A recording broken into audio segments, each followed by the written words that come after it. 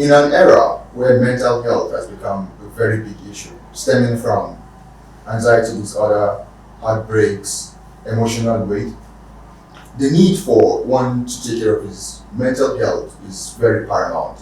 Amongst various methods, art therapy, which is something we're going to be looking at today.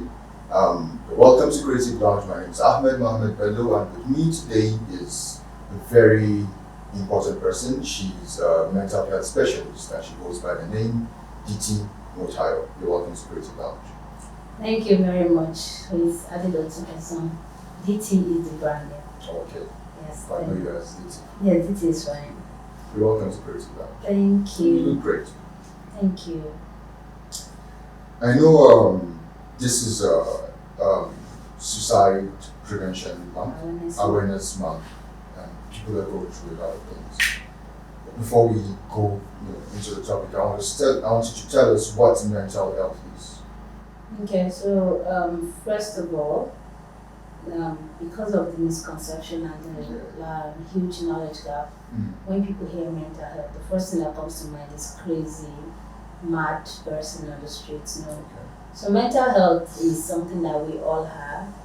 So according to WHO, mental health is our ability to understand, so ability for a person to understand themselves, their ability to cope with everyday life stresses, and they're still productive in the society.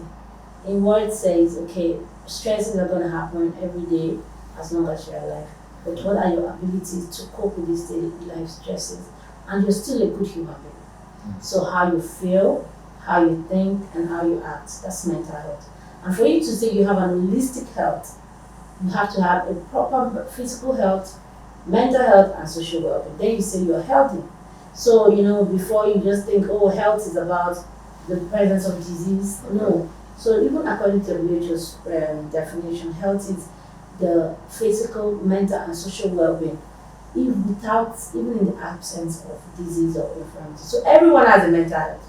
So we just swing from somewhere, zero to somewhere. Even when something happens, life experiences happens, you can swing from zero to something. You go back, the same way your physical health swings from somewhere to somewhere, and you go back after treatment and medication. Same thing. So we all have a mental health. So if someone says, or a doctor diagnoses me, let's take for example, and says you have mental health disorder, what does it mean? Okay, so a doctor doesn't tell you have mental health disorder. It might say, okay, you are suffering from depression, anxiety. So basically, mental health disorder, mental illness, you can see it in different mental health disorder, mental health stresses, mental health illnesses. Is when there's something abnormal from your normal mental health state. Just like you say, okay, you go to the hospital, you diagnose it for malaria, typhoid. You can also diagnose it for a mental health distress or illness. So that is the issue. So it's not that the mental health is the problem, but okay, mental health illnesses, and there are a huge number of them, and severity also matters. The same way we have severity for physical health, we have severity for mental health. So when you say, okay, you have a mental health disorder, what is it? How bad is it? What do you have to do? So mental health disorder or depression is not madness. No way. It's not mental health. No. So that one that people think is mental health, that's psychosis, that's a kind of mental health illness. So we have a huge range of mental health illness. We have mood disorder, anxiety disorder. Under mood disorder, you can find depression, and it also have severity. Like I said, there's anxiety. There's post-traumatic stress disorder. That's when someone has gone through a traumatic experience. It can lead to that post-traumatic stress disorder. There's eating disorder. There's body dysmorphia, where people don't like the way they look. Okay. So these are different. There's schizophrenia. People lose them. There's psychosis. There's substance abuse, substance use abuse. So all of these are mental health problems. There's addiction. So these are mental health disorders. So that's where you're moving from your normal state of mental well-being to something that is abnormal. When you call it mental health distress. When we talk about art therapy, I know there are different spectrums of art, ranging from photography to painting to music to dancing. Amongst all the spectrums, which do you think is most useful or most beneficial? They are all beneficial because art is whatever art therapy or whatever kind of form of art you want to use. It's based on your preference. So you have to be like, okay, personally, I love music. I don't know how to paint with my hand, but music for me is a release for me, is an expression for me. So whatever works for you. But you have to be sure this is because there are a lot of forms like many people think art is just painting and drawing. There is even people now you see all of these digital arts happening around. Some people like to put puzzles together, like some want to do doodling, some want to do graffiti. So some want to just dance, some want to listen, some want to write poems. So it depends on what works for you. So it's individualized. Any form of therapy has to be contextualized for your own individual preference, and also it's determined on the kind of mental health problem. So yes, you can say art works for depression, anxiety, but someone who has schizophrenia or someone who has psychosis, do you think art, painting will work for that person? It might just be music that will work for that person. It might be dance that will work for that person. So it depends on severity. It also depends on your age. So what works for a Gen Z will not work for the older generation. So it depends on individual. It has to be contextualized. And also it depends on who your therapist is, what's the person assessment. Okay, this is what you like, what do you want to try this? Or maybe you don't even know what you like, they now assess you, okay, try different things and they recommend to you. So it's not one size fits all. So no one is better than the other. But what works for you, you just practice what works for you. Take for example, I go through, say, mood swings. Often. What kind of art therapy do you think is going to be best for me? Okay, so depending on what is the trigger for your mood swing. So I know you are an artist. This is something you love. So okay, let me use myself as an example. We all move from one mood to the other, depending on what experience you're having per time.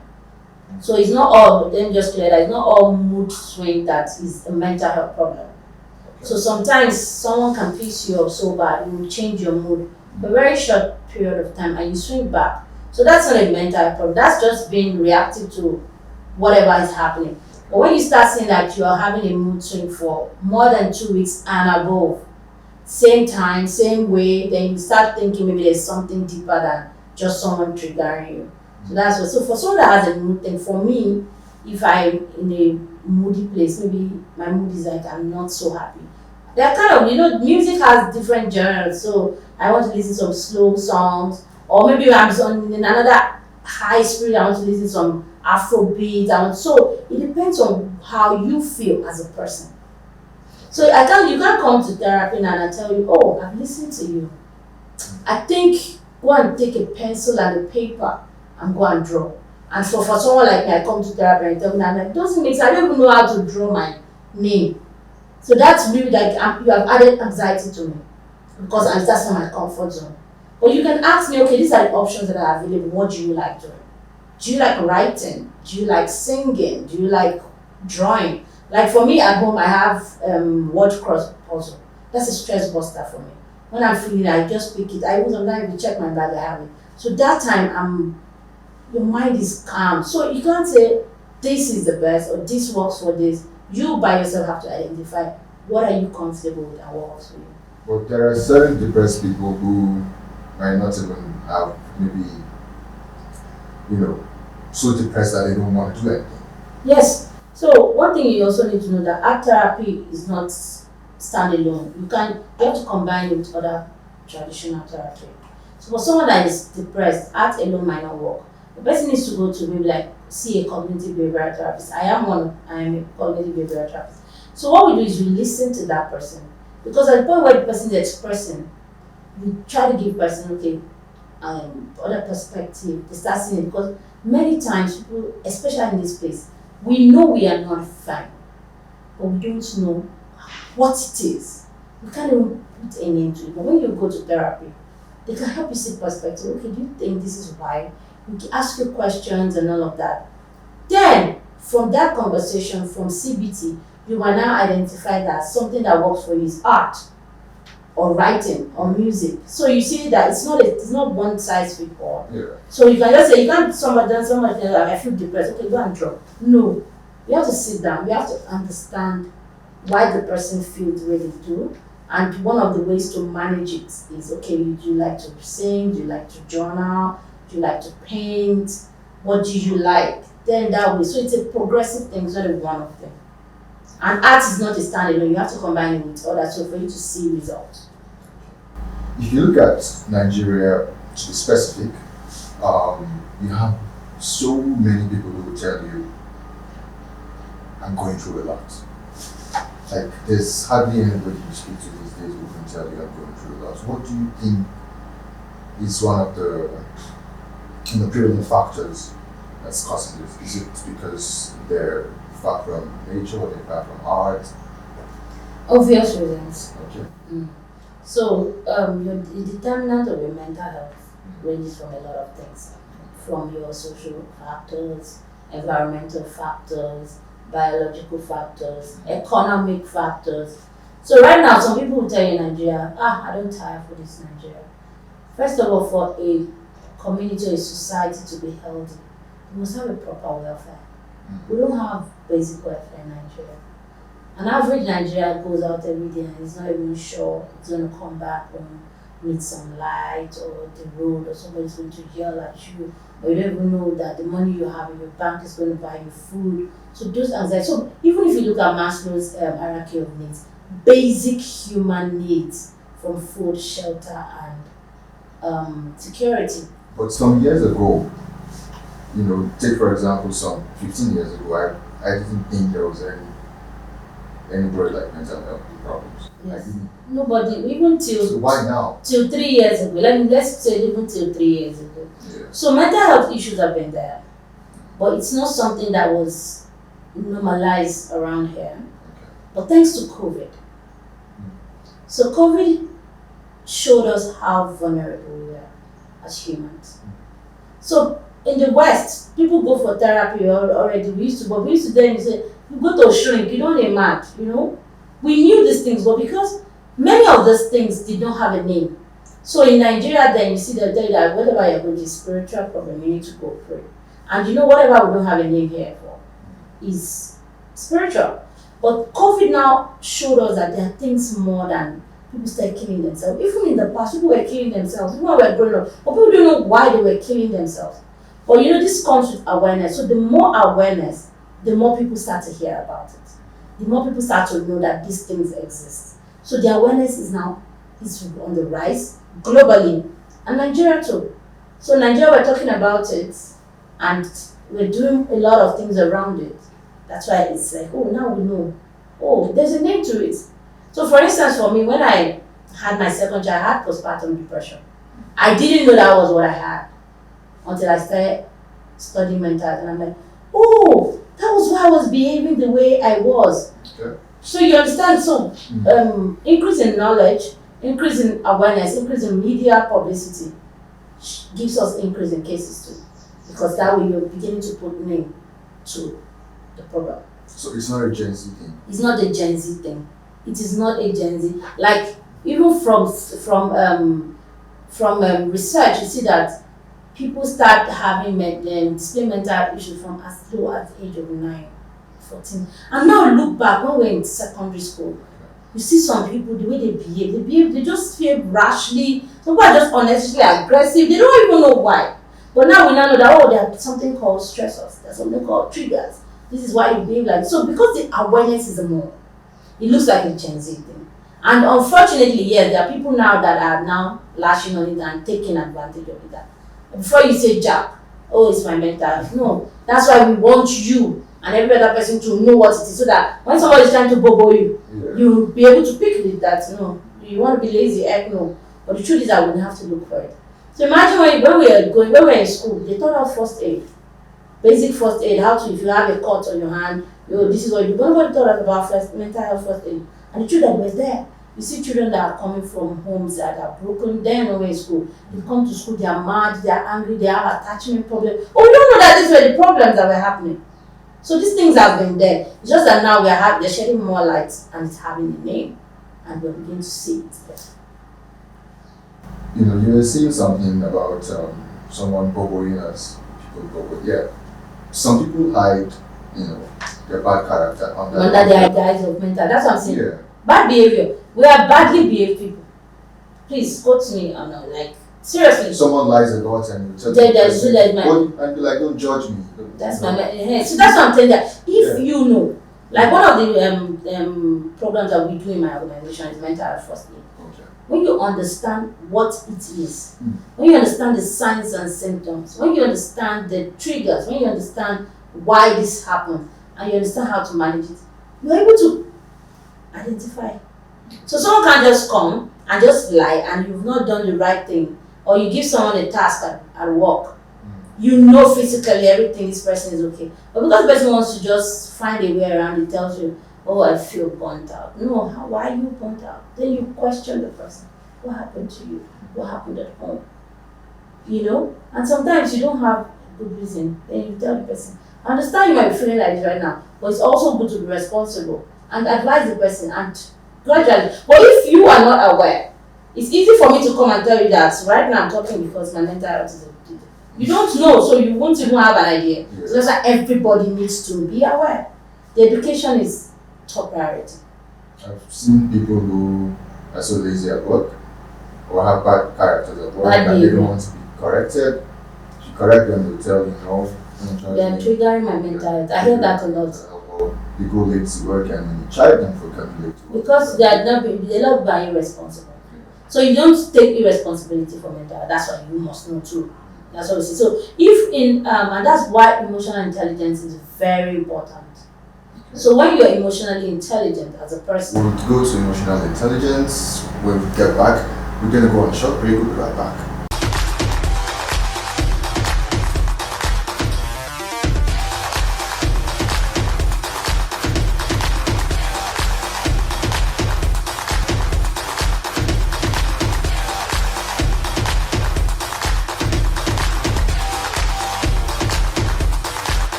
Welcome back in the Still Creative Lounge. I have with me in the house DT Motayo, and we're talking about mental health and art therapy. Just before we went on break, we were talking about emotional intelligence. What is emotional intelligence? So emotional intelligence is your ability to understand yourself, your emotions, what triggers you, how do you manage it. When you understand yourself, you now manage yourself.